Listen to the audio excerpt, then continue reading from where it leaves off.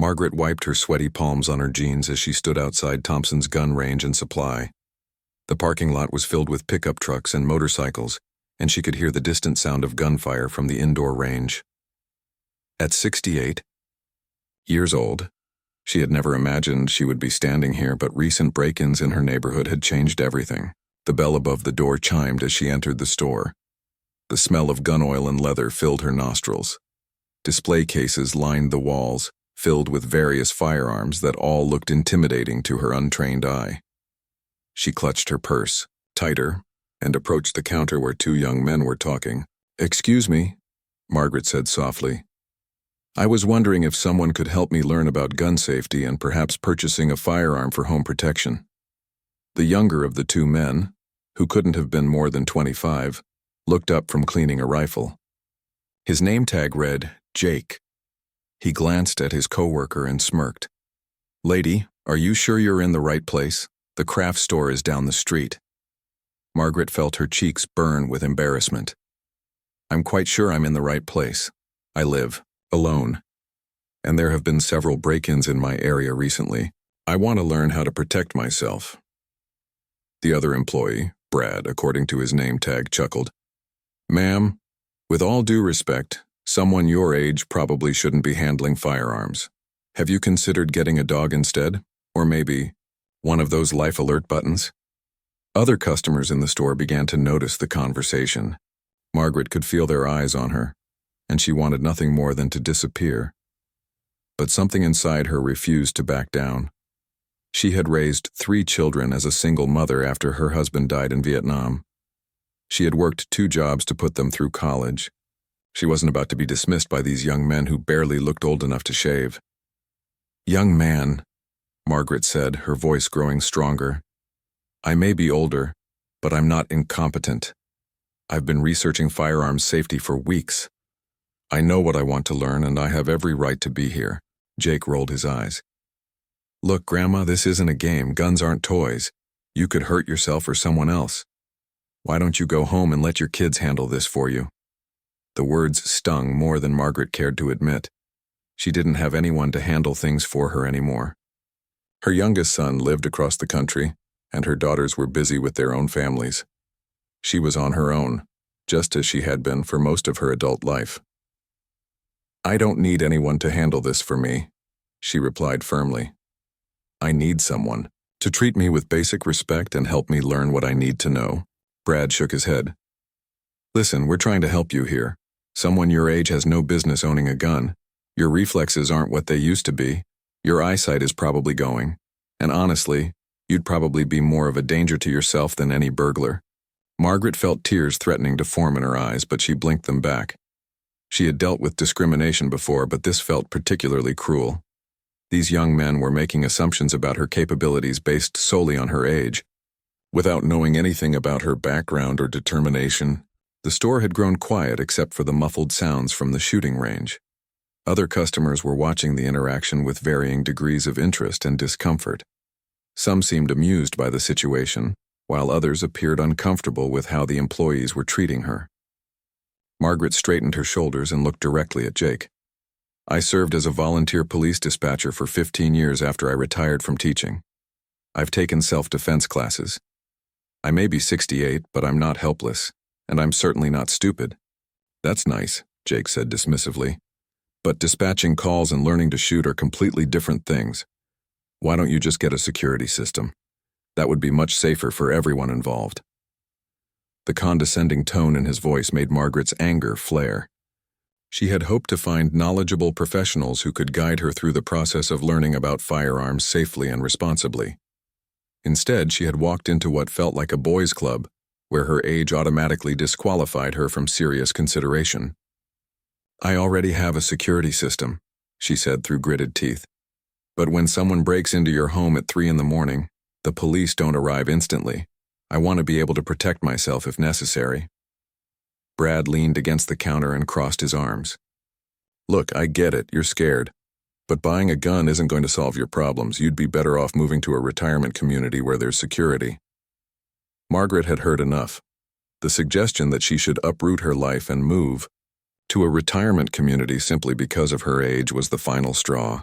She had lived in her home for 35 years, had raised her children there, and had no intention of being forced out by fear or by the dismissive attitudes of people who should be helping her.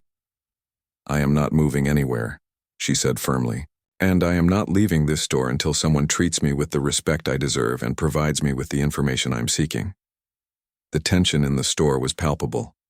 Margaret could see some customers nodding in approval of her stance, while others seemed eager to avoid getting involved in the confrontation. She realized that this moment would determine whether she would stand up for herself or allow these young men to intimidate her into leaving. Jake and Brad exchanged glances, clearly not expecting her to push back so forcefully. They had probably assumed she would quietly accept their dismissal and leave the store embarrassed. Instead, they now found themselves in an uncomfortable standoff with a determined older woman who refused to be dismissed.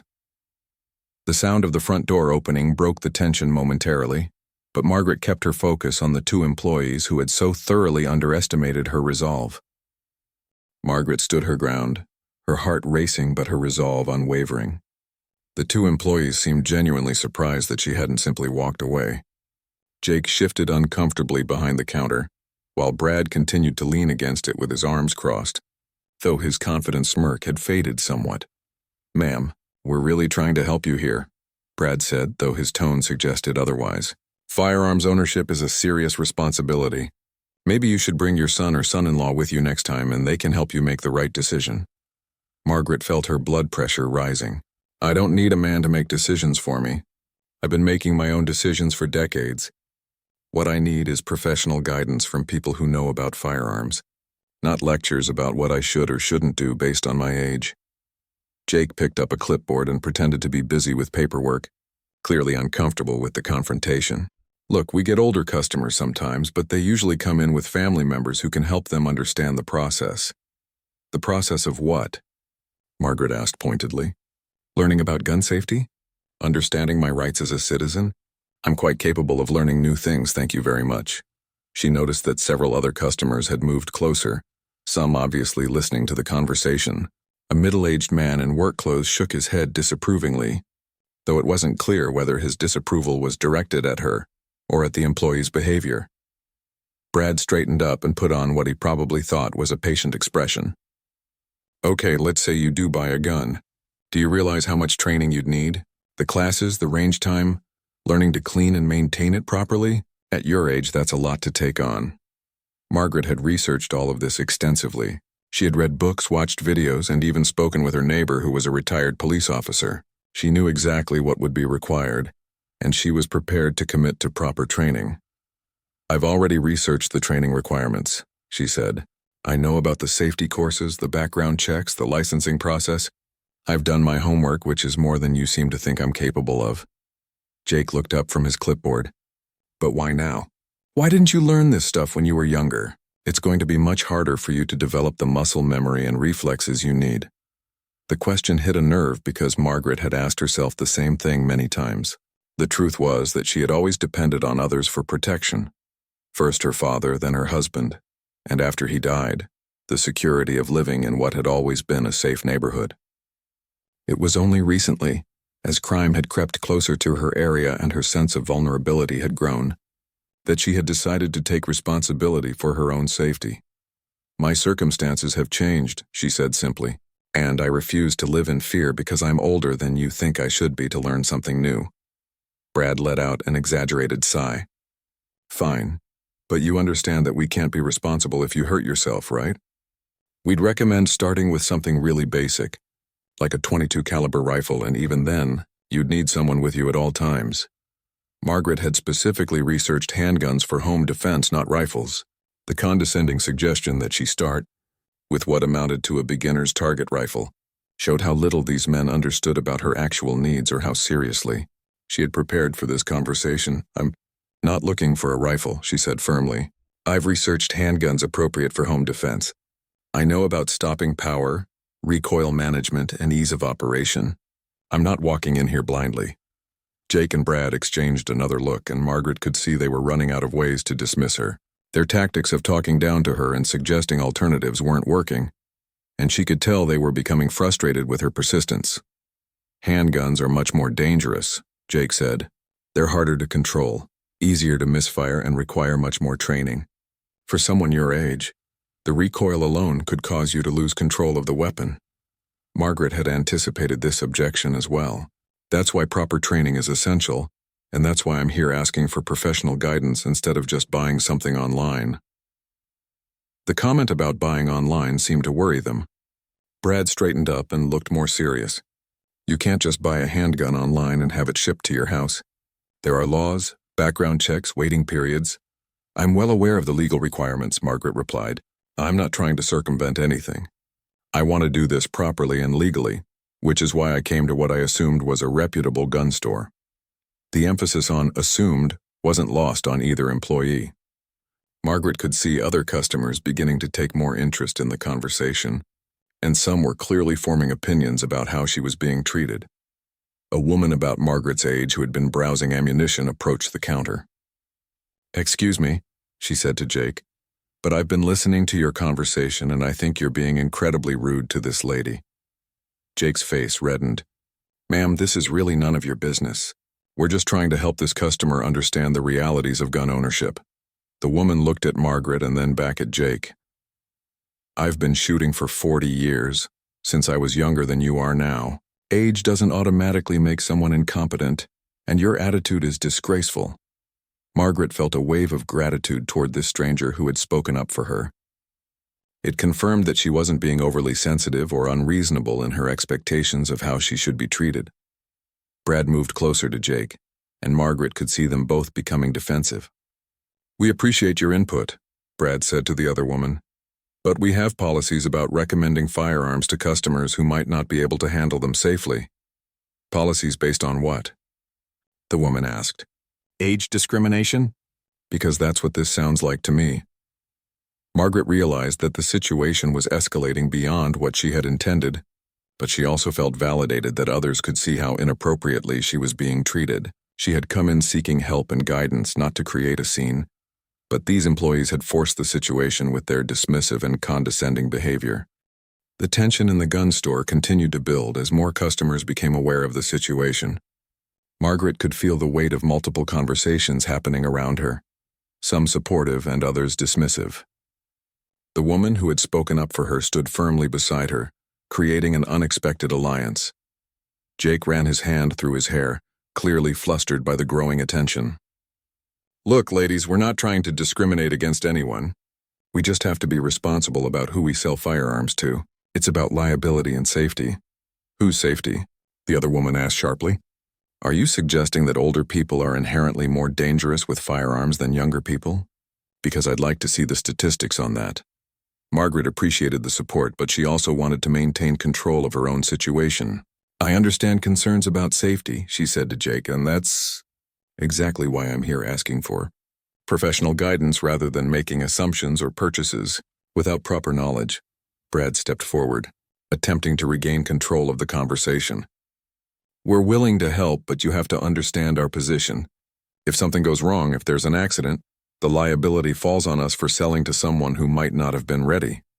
"So your solution is to refuse service based on age?" Margaret asked. "How exactly do you determine who is ready for firearm ownership? Do you give cognitive tests, physical examinations, or do you just look at someone and make assumptions?" The question caught both employees off guard. They clearly hadn't thought through the implications of their discriminatory approach, and Margaret could see them struggling to provide a logical explanation for their behavior. A middle-aged man who had been examining hunting rifles approached the group. "I've been coming to this store for 10 years, he said to Jake and Brad. "I've never seen you treat any customer the way you're treating this lady. What's your problem?" Jake's face flushed deeper.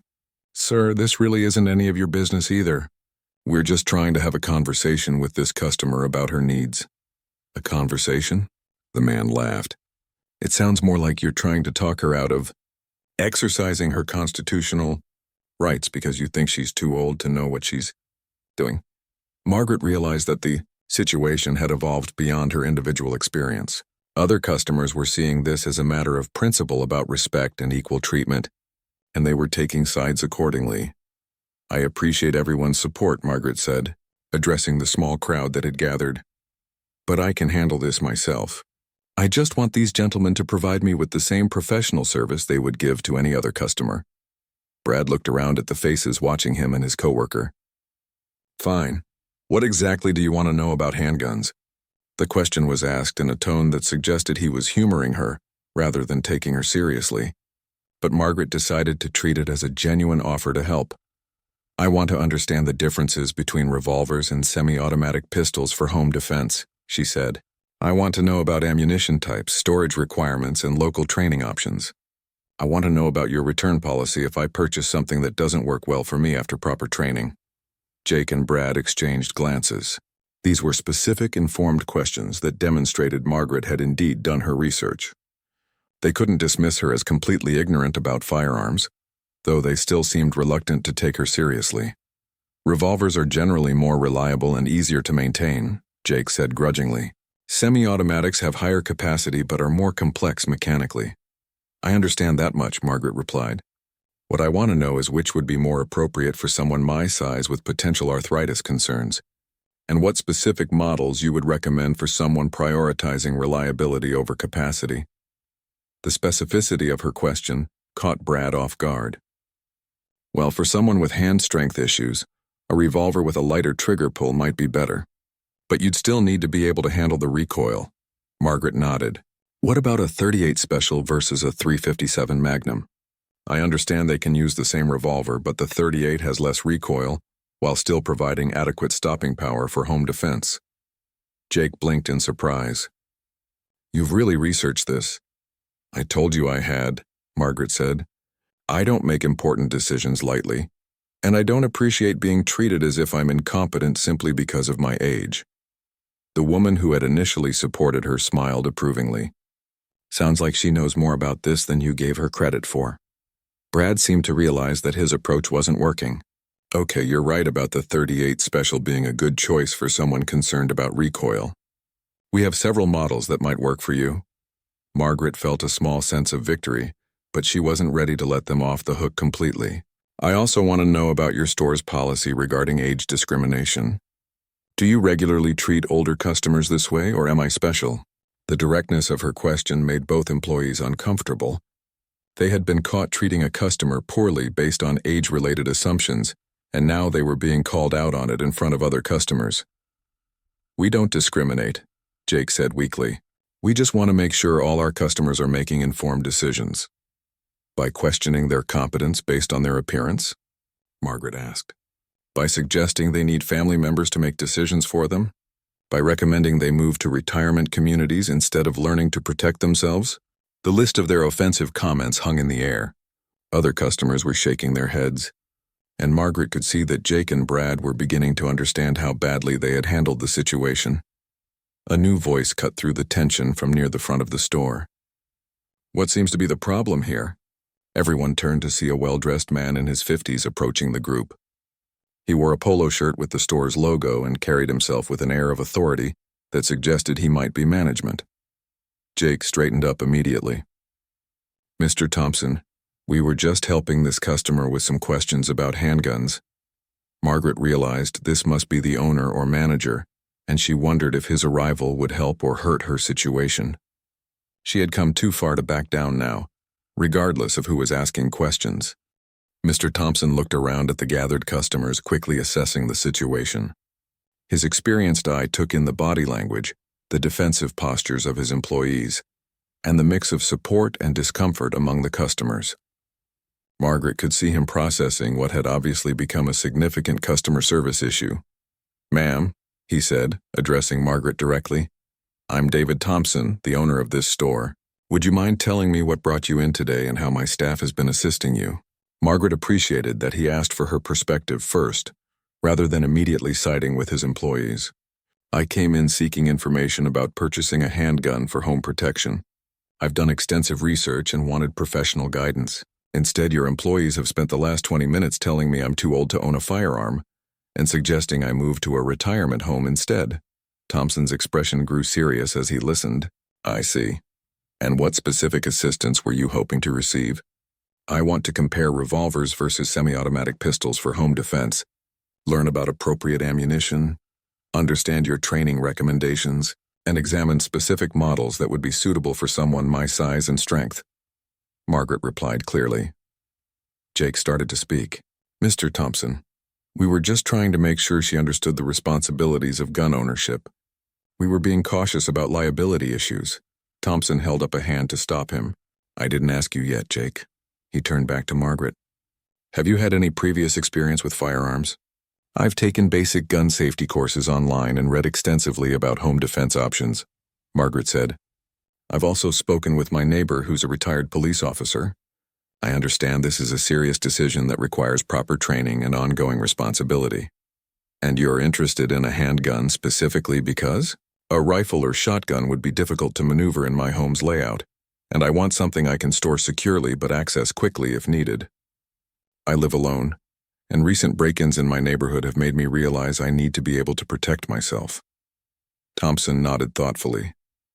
Those are reasonable considerations. And how have my employees responded to your inquiries? Margaret glanced at Jake and Brad, who were both looking increasingly uncomfortable. They've repeatedly suggested I'm too old to safely own or operate a firearm. They've recommended I get a dog instead, move to a retirement community, or have male family members make these decisions for me. The other customers who had witnessed the interaction murmured agreement. The woman who had first spoken up for Margaret nodded emphatically. Thompson's jaw tightened almost imperceptibly. I see. And despite explaining your research and specific needs, they continued to question your competence based on your age. Yes, sir. They also suggested that any firearm would be too dangerous for me to handle, and that I would be more likely to hurt myself than protect myself. Thompson turned to look at his employees, and Margaret could see anger building behind his professional demeanor. Jake, Brad, is this an accurate description of how you've been treating this customer? Brad shifted nervously. Mr. Thompson, we were just being careful. Older customers sometimes don't understand what they're getting into with firearms. Did you assess this customer's knowledge, experience, or capabilities in any way other than looking at her? Well, no, but did you provide her with the information she requested? Jake jumped in. We were trying to steer her towards safer alternatives. Alternatives she didn't ask for and doesn't want, Thompson said firmly.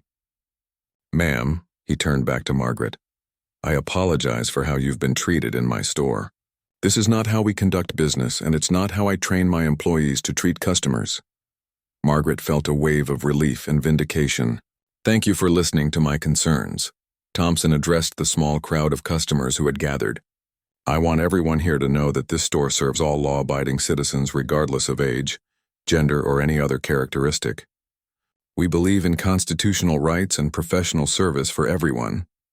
Several customers nodded approvingly, and Margaret could see that Thompson was working to repair the damage his employees had done to the store's reputation.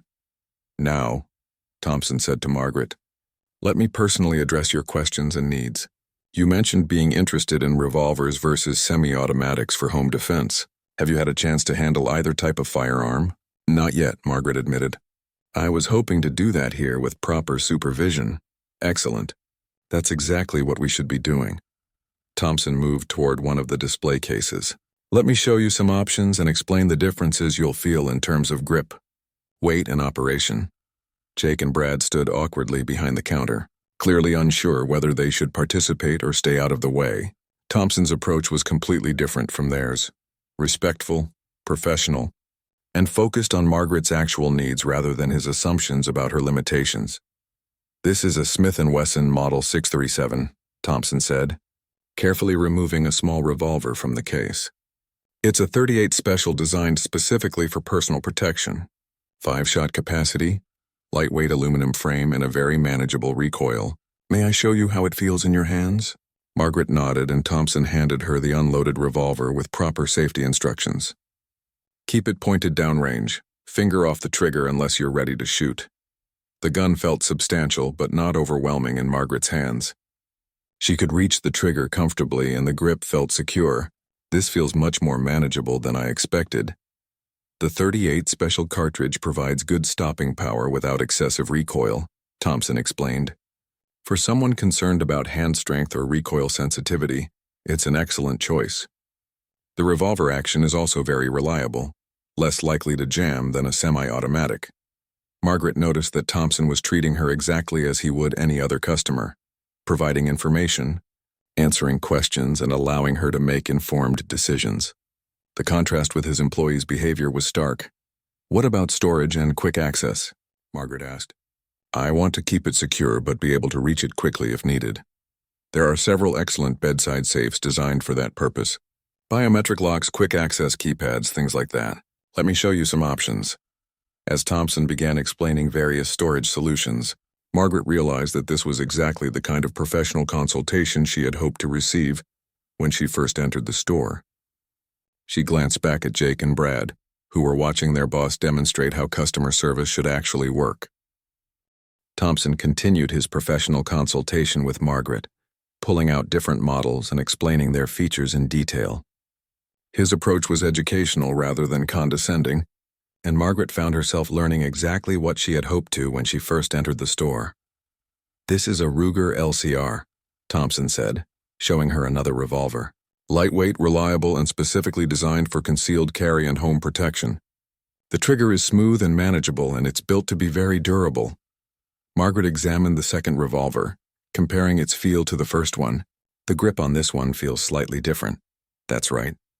Different manufacturers design their grips differently, and what feels comfortable varies from person to person. That's why it's important to handle several options before making a decision." Jake and Brad remained behind the counter, occasionally glancing at each other but mostly watching their boss demonstrate proper customer service. Margaret could see them beginning to understand how badly they had misjudged the situation. "Now, regarding ammunition," Thompson continued, "the .38 Special comes in different weights and designs. For home defense, you'd want something with good stopping power, but that won't overpenetrate through walls and potentially harm neighbors." Margaret nodded. "I've read about hollow point ammunition for that purpose." "Exactly right. Shows you've done your research." Thompson's approval was genuine, not patronizing. Hollow points expand on impact, transferring more energy to the target and reducing the risk of passing through walls. The woman who had initially supported Margaret approached the counter. "Excuse me, Mr. Thompson, but I wanted to say how refreshing it is to see you treating this lady with the respect she deserves. Your employees could learn from your example." Thompson looked at his employees, then back at the customer. "Thank you for bringing the situation to my attention. Customer service and respect for all customers are fundamental to how we operate." Brad cleared his throat. "Mr. Thompson, we really were just trying to be careful about liability." Thompson's expression hardened. Being careful about liability means ensuring customers receive proper training and follow all legal requirements. It doesn't mean making assumptions about their capabilities based on age or appearance. Margaret appreciated that Thompson was addressing the issue directly rather than sweeping it under the rug. She could see that the other customers were also paying attention to how he handled his employees' behavior. "Ma'am," Thompson said to Margaret, "regarding training, we offer basic firearm safety courses here at the store, and I can recommend several excellent instructors in the area for more advanced training. We also have range time available so you can practice with any firearm before making a purchase decision." "That's exactly what I was hoping to find," Margaret said. "I want to be completely confident and competent before I rely on a firearm for protection. That's the right approach. Responsible gun ownership requires ongoing practice and education." Thompson pulled out a business card and wrote something on the back. "This is my card, and I've written down the contact information for Sarah Martinez. She's one of the best firearms instructors in the area and has extensive experience working with new shooters." Margaret took the card gratefully. "Thank you for taking the time to help me properly. It's my pleasure, and it's what should have happened from the moment you walked in." Thompson glanced pointedly at his employees. "Every customer deserves professional service regardless of their age, experience level, or any other factor." Jake finally spoke up. "Mrs. I'm sorry, what's your name?" "Margaret Henley," she replied. "Mrs. Henley, I want to apologize for how I treated you. You're right that you deserve respect, and I was wrong to make assumptions about you." Brad nodded reluctantly. "Yeah, I apologize too. We shouldn't have talked to you that way." Margaret studied their faces, trying to determine if the apologies were genuine or simply damage control in front of their boss. "I appreciate your apologies. I hope you'll remember this when other customers come in who might not fit your expectations." Thompson addressed his employees directly. Jake, Brad, I want you both to understand that what happened here today is unacceptable. We serve all law-abiding citizens equally, and we treat every customer with respect and professionalism. Yes, sir, they both replied, though Jake looked more genuinely chastened than Brad. Mrs. Henley, Thompson continued, I'd like to offer you a complimentary safety course as an apology for how you were treated today. It's a 4-hour course that covers all the basics of safe handling, storage, and basic marksmanship. Margaret was surprised by the generous offer. That's very kind of you, but I don't expect special treatment. It's not special treatment. It's making things right after my employees failed to provide you with proper service. Thompson's tone was firm but respectful. Good customer service sometimes means going above and beyond, especially when we've fallen short initially. The other customers who had witnessed the situation were nodding approvingly. Margaret could see that Thompson's handling of the situation was restoring their confidence in the store. In that case, I gratefully accept, Margaret said. When are classes typically held? We have one this Saturday morning and another next Tuesday evening. Which would work better for you? Margaret considered her schedule. Saturday morning would be perfect. Thompson made a note in a small notebook. Excellent. The class starts at 9 and runs until about 1 with a break for lunch. We cover safety fundamentals, basic operation of different firearm types, cleaning and maintenance, storage requirements, and legal responsibilities. That sounds very comprehensive. We believe in thorough education. The more you know, the safer and more confident you'll be. Thompson looked around at the other customers. That philosophy applies to all our customers, regardless of their age or experience level. Margaret realized that Thompson was using her situation as a teaching moment for everyone present, including his employees. He was reinforcing his store's values while making it clear that discriminatory treatment wouldn't be tolerated. Is there anything else you'd like to know today? Thompson asked. Margaret thought for a moment. Actually, yes. What's your return policy if I purchase something and later decide it's not right for me after proper training? We offer a 30-day return policy on firearms as long as they haven't been fired and are returned in original condition. We want you to be completely satisfied with your choice. That's very fair, Thompson smiled. Mrs. Henley, I want you to know that you've handled this situation with remarkable grace and dignity. You stood up for yourself when you were being treated poorly, and you did it without losing your temper or becoming unreasonable. Margaret felt a warmth spread through her chest. Thank you, Mr. Thompson. I appreciate your taking the time to address this properly. As the consultation continued, Margaret noticed a complete transformation in the atmosphere of the store.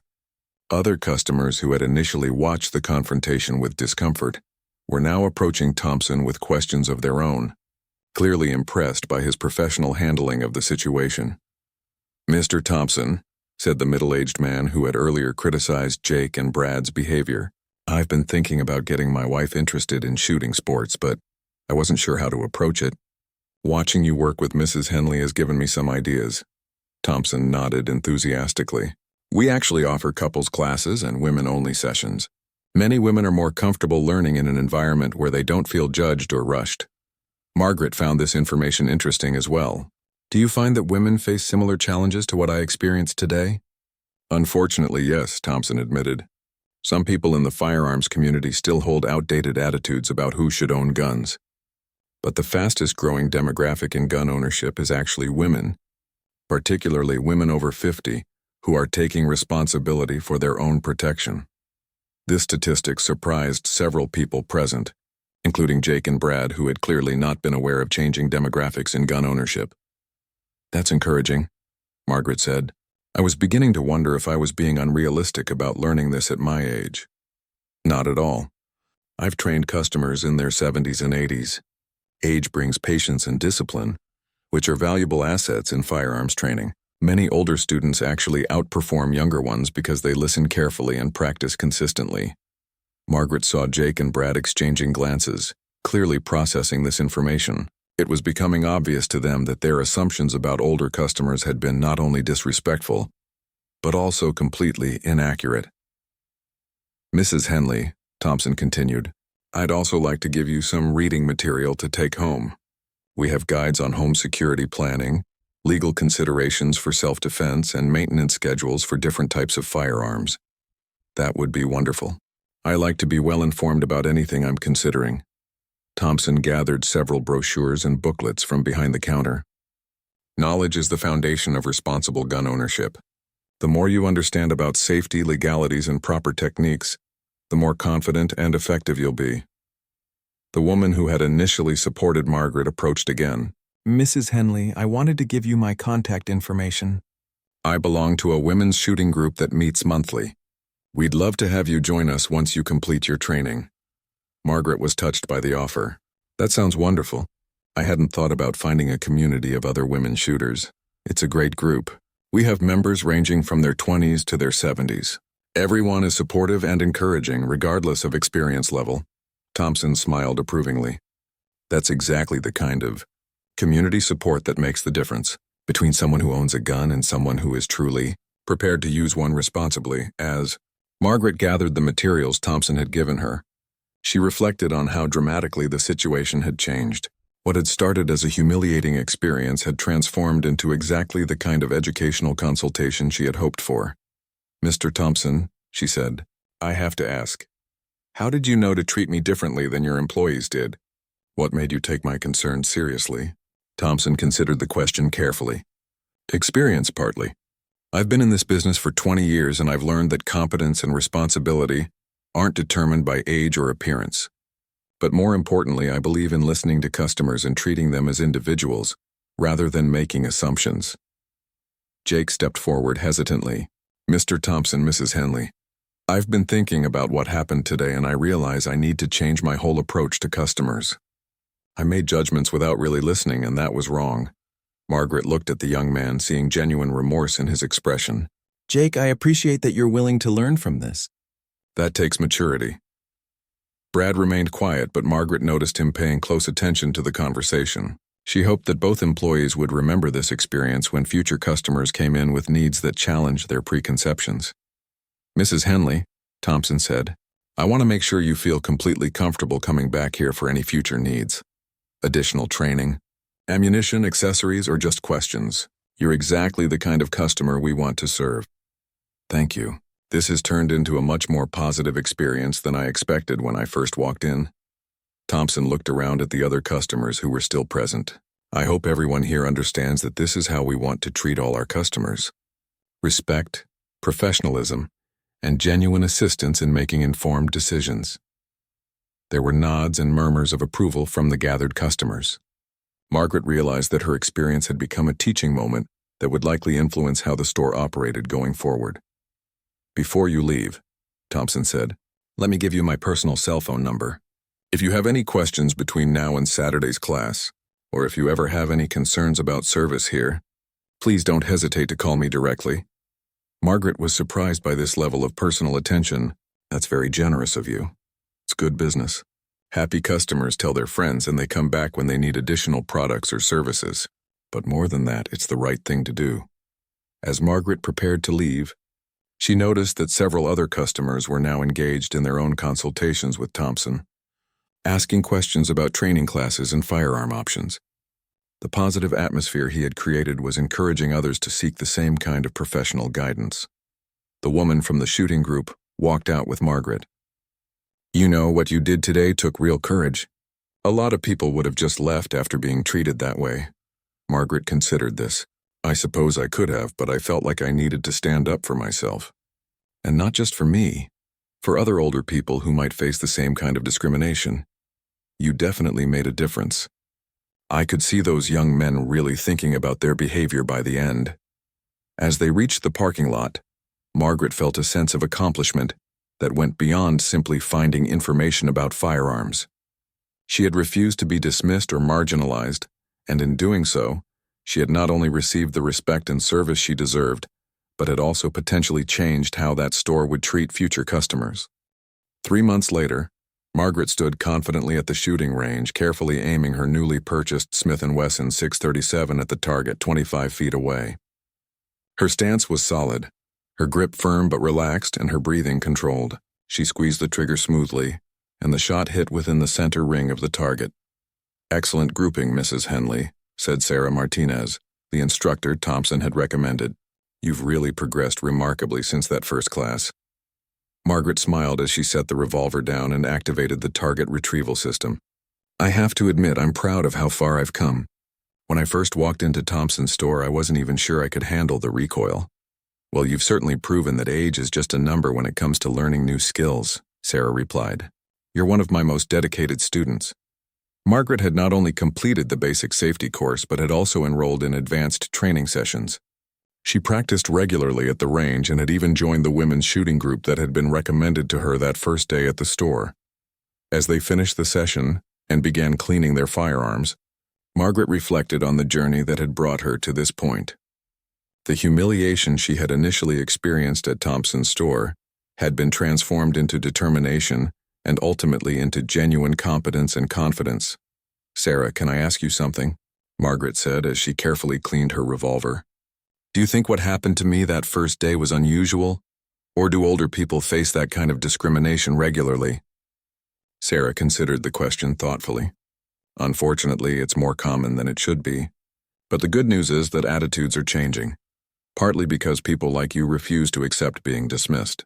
When you stood your ground that day, you probably changed how those employees will treat future customers. Margaret had indeed returned to Thompson's store several times since that initial visit. Each time, both Jake and Brad had been professional and respectful. She could tell that the experience had genuinely changed their approach to customer service. Mr. Thompson has asked me to speak at a customer service training session for his staff, Margaret mentioned. He wants me to share my perspective on that first day and talk about what good customer service means to customers who might be different from what employees expect. That's wonderful. You'll be helping other people avoid what you went through. As they packed up their equipment, Margaret felt a deep sense of satisfaction. She had not only achieved her original goal of learning to protect herself, but she had also discovered a new community and even a new confidence in her ability to handle challenging situations. The security of her home had improved dramatically. She had installed better locks, improved lighting, and now had both the means and the knowledge to protect herself if necessary. But perhaps more importantly, she had proven to herself that she could adapt, learn, and stand up for her rights regardless of her age. On her way out of the range, Margaret stopped by Thompson's store to pick up some ammunition. The familiar bell chimed as she entered, and she was greeted warmly by Thompson himself. Mrs. Henley, how did today's session go? Excellent. Sarah says I'm ready to move up to the intermediate level course next month. Thompson beamed with pride. That's fantastic. I knew from that first day that you had the determination to succeed. Jake appeared from the back room carrying a box of inventory. When he saw Margaret, he approached with a genuine smile. Mrs. Henley, good to see you again. How's the shooting going? Very well, thank you, Jake. I've been practicing regularly and really enjoying it. That's great. I've been thinking a lot about our first meeting, and I want you to know it really changed how I approach customers. I've been much more careful about listening to what people actually need instead of making assumptions. Margaret appreciated his honesty. I'm glad something positive came out of that difficult experience. Brad also emerged from behind the counter. While he seemed less comfortable with the conversation than Jake, he made an effort to be friendly. Mrs. Henley, if you ever need anything or have questions, please let us know. We want to make sure you have everything you need. Thank you, Brad. I appreciate that. Thompson handed her the ammunition she had requested. Mrs. Henley, I wanted to tell you that several other customers have mentioned how impressed they were with how you handled yourself that first day. You've become something of a legend around here. Margaret laughed. I hardly think standing up for basic respect makes me a legend. But that's exactly what does make you one, Thompson replied seriously. You showed grace under pressure. You refused to be dismissed, and you turned a negative situation into a positive outcome for everyone involved. That takes character. As Margaret prepared to leave, she reflected on how much her life had changed since that difficult first day in the store. She had not only gained the knowledge and skills she had sought, but had also discovered inner strength and confidence she hadn't known she possessed. The break-ins in her neighborhood had actually decreased, possibly due to improved police patrols and neighborhood watch programs. But Margaret no longer felt helpless or afraid. She had taken control of her own security and peace of mind. More importantly, she had learned that age didn't have to be a limitation if she refused to accept other people's assumptions about what she could or couldn't do. The experience had empowered her in ways that went far beyond firearms ownership. As she walked to her car, Margaret smiled, thinking about the shooting group meeting scheduled for the following weekend. She was planning to bring a friend, another older woman, who had expressed interest in learning about firearms after hearing Margaret's story. The bell above Thompson's door chimed one more time as another elderly customer entered the store. Margaret paused to watch through the window as Jake approached the new customer with a respectful greeting and genuine interest in helping. She nodded with satisfaction, knowing that her experience had created positive change that would benefit others. Standing in the parking lot where she had once felt embarrassed and dismissed, Margaret now felt proud of what she had accomplished and confident about whatever challenges might come next. She had learned that respect was something worth fighting for, and that it was never too late to learn something new or stand up for what was right. The woman who had once been mocked for being too old had become an example of dignity, determination, and the power of refusing to be diminished by others' prejudices. And in the process, she had not only changed herself, but had also changed the small corner of the world where her story had unfolded.